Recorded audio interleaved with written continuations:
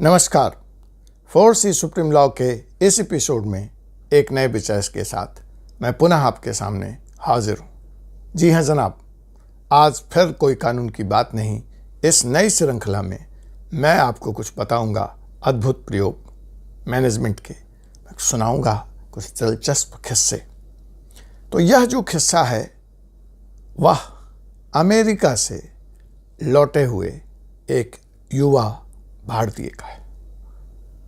अगर आप जानना चाहते हैं कि इस किस्से में ऐसा खास क्या है कि इसको इस YouTube चैनल पर आपके बीच लाया जा रहा है, तो आप बने रहिए हमारे इस एपिसोड में। जी हाँ जनाब, यह कहानी है एक सामान्य घर के बालक की, जो बड़ा तो हुआ अपने पिता के डांट और फटकारों के बीच में, जैसा अक्सर हम सभी लोगों के साथ हुआ है उस जनरेशन के, और इस दबाव में कि उसे अपने बड़े भाई की तरह बड़ा बनना है, अध्ययन करना है, पढ़ाई करनी है।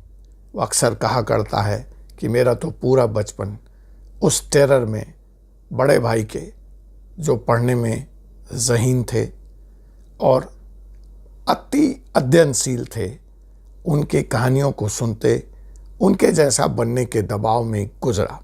खैर, यह तो बचपन की बात हुई। जैसे तैसे करके यह बालक बड़ा हो गया और मणिपाल इंजीनियरिंग कॉलेज में दाखिला लेने में सफल हुआ। जब वो यहाँ पहुँचा तो उसे ऐसा लगा कि मंजिल मिल गई है, लेकिन शायद कोई एक नई मुसीबत उसका वहाँ पे इंतज़ार कर रही थी।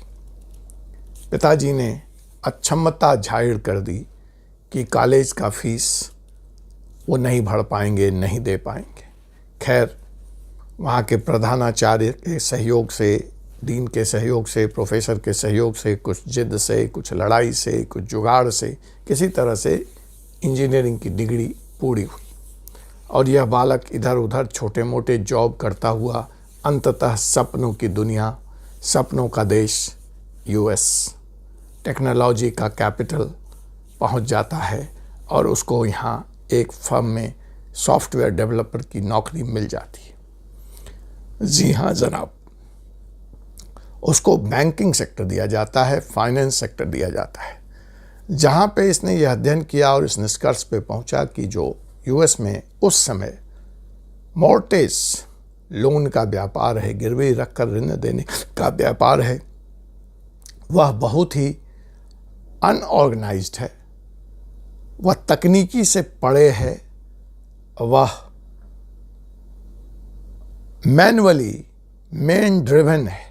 तो उसे ऐसा विचार आया, एक ऐसे प्रोजेक्ट का ख्याल आया कि अगर इसको ऑर्गेनाइज कर दिया जाए, इसको टेक्नोलॉजी ड्रिवन कर दिया जाए, तो शायद बैंक इतने की बजाय इतने लोन करने में सफल होंगे। फेल्योर या लोन के साथ किसी तरह के धोखे की संभावना को भी कम किया जा सकता है, बिकॉज प्रोसेस मैन ड्रिवन नहीं है, सिस्टम ड्रिवन है, मैनुअल नहीं है, ऑटोमेटेड है, और समय और ऊर्जा और संसाधन की बचत होगी। न बैंक सिर्फ ज़्यादा व्यापार कर पाएंगे जिससे ज़्यादा मुनाफा होगा, बल्कि समय और संसाधन की भी बचत कर पाएंगे। उसके इस प्रेजेंटेशन पे बैंक सहमत हो गए और उससे एक ऐसे सॉफ्टवेयर पर काम करने की इजाज़त दे दी। काम प्रारंभ हुआ, एक सफल सॉफ्टवेयर का निर्माण हुआ और यह बालक, यह युवा जिस कंपनी में काम कर रहा था, वहाँ के इसके जो पार्टनर्स थे, जो ऑनर्स थे, जो प्रमोटर्स थे, बहुत खुश हुए और इसकी प्रतिभा का सम्मान करते हुए इसको कंपनी में डायरेक्टरशिप का ऑफर दे दिया। अब क्या कहने थे, कहाँ तो आप नौकरी करने आए थे, इंडिया से बेहतर तनख्वाह आप ले ही रहे थे, और कहाँ अब डायरेक्टरशिप का ऑफर। बात आगे चल पड़ी, लेकिन दो समस्याएं अब भी पीछा नहीं छोड़ रही थी। पहली समस्या होम सिकनेस, घर की जिम्मेवारी, देश का याद आना, परिवार की जिम्मेवारी, घर के बड़ा लड़का होने के कारण जो हमेशा यह दबाव बना रही थी कि हिंदुस्तान जाना बेहतर होगा। दूसरा, एक प्रमोटर के साथ निभ ना पाना, बात बन ना पानी। तो फैसला यह हुआ कि या यूएस का जॉब छोड़कर या डायरेक्टरशिप छोड़कर वह हिंदुस्तान लौटेगा। जी हाँ जनाब, वह यूएस है, वह हिंदुस्तान नहीं है। वो लोग योग्यता का, मेहनत का सम्मान करते हैं। जब इसने अपनी बात कंपनी के सामने रखी तो प्रमोटर ने पहले तो इसे बहुत समझाना चाहा, लेकिन जब देखा कि बात नहीं बनेगी तो इससे कहा कि ठीक है, आप कंपनी में अपना शेयर, आपने यह जो प्रोडक्ट बेचा है वह कंपनी को के लिए जो बनाया है वह कंपनी को बेच दें और आप यूएस से हिंदुस्तान जाएं, अपनी नई ज़िंदगी की शुरुआत करें।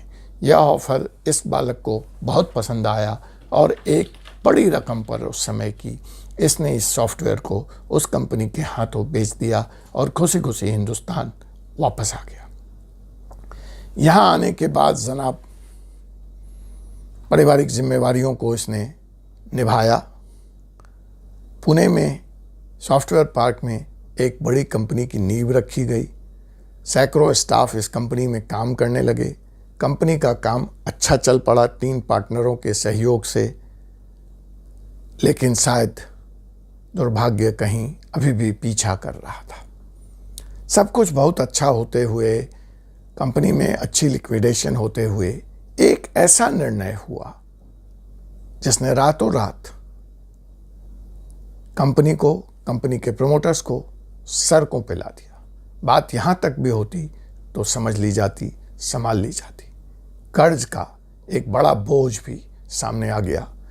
2 पार्टनर मैदान छोड़कर रातों रात रफू चक्कर हो गए। इस व्यक्ति ने, इस युवा बालक ने यह तय किया कि वह समस्याओं को सामने से फेस करेगा, स्ट्रेट अवे फेस करेगा।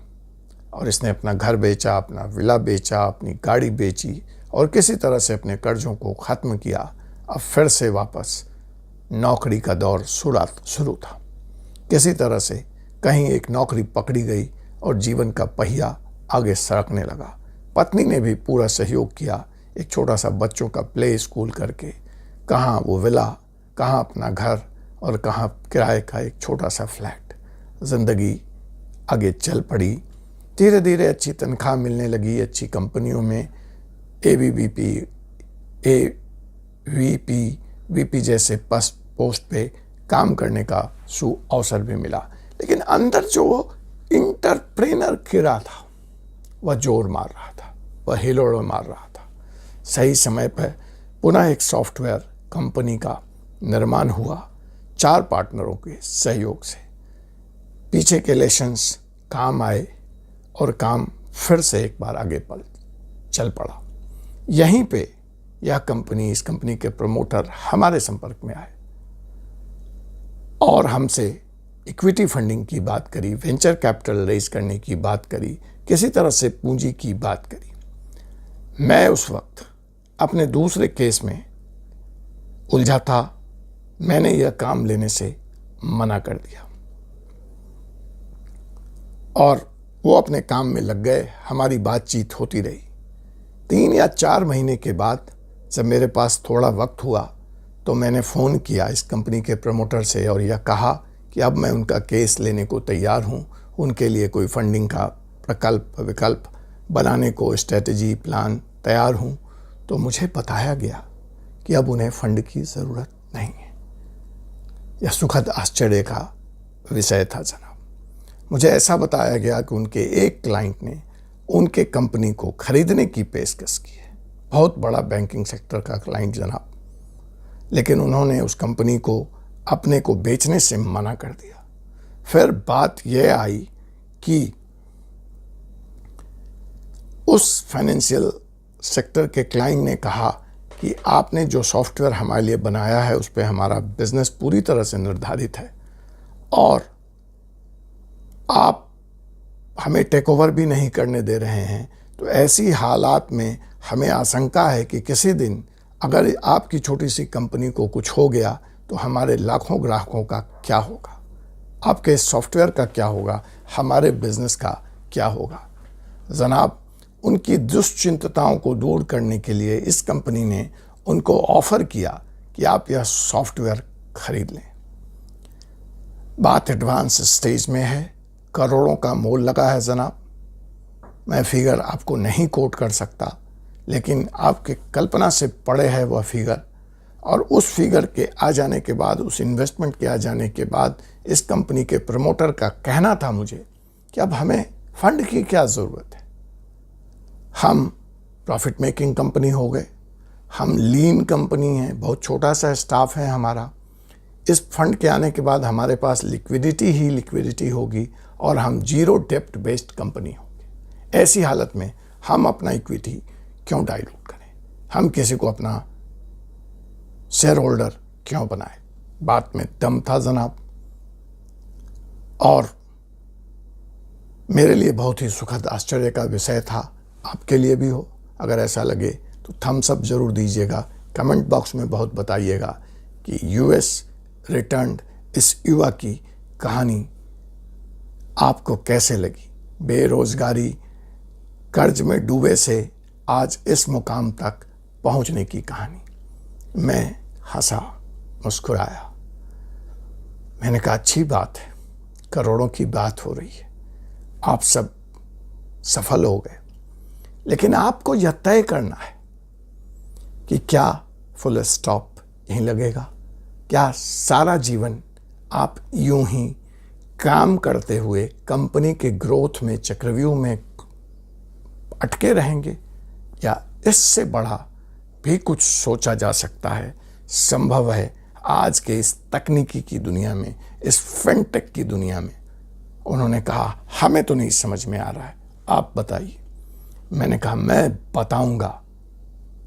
और वह मंत्र जो मैंने इनको सलाह दी वह यह है कि क्यों नहीं इस कंपनी को सिलिकॉन वैली में स्थापित किया जाए, क्यों नहीं इस कंपनी को अमेरिका ले जाया जाए, जहां से तुम असफल होकर लौटे थे या लौटा दिए गए थे।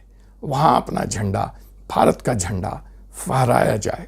इस कंपनी के वैल्यूएशन को बिलियन और बिलियन डॉलर्स में लिया जाए, और फिर अगर समझा जाए तो बड़े स्तर पे काम किया जाए या एग्जिट रूट लिया जाए, कुछ और नया किया जाए, कुछ और बेहतर किया जाए। तो मुझे इंतजार है आपके भी किसी ऐसी ही कहानी का। अगर नहीं हुई है तो कहानी गढ़ के बताने का आपसे मुलाकात होगी, एक ऐसे ही विषय के साथ, एक ऐसे ही युवा की कहानी के साथ अगले एपिसोड में। तब तक के लिए मुझे कानून के doctor Ajay Kumar Pandey, supreme court of India को इजाज़त दीजिए। आपसे मुलाकात होगी अगले एपिसोड में। जी हाँ जनाब, जाने से पहले अगर आपने हमारे चैनल को सब्सक्राइब नहीं किया है तो ज़रूर कर लें, बेल आइकन बटन को दबा दें, और कमेंट के द्वारा यह कहानी कैसी लगी मुझे बताएं। आप भी किसी युवा को प्रेरित करना चाहते हैं तो हमारे इस एपिसोड को शेयर करें। Thank you.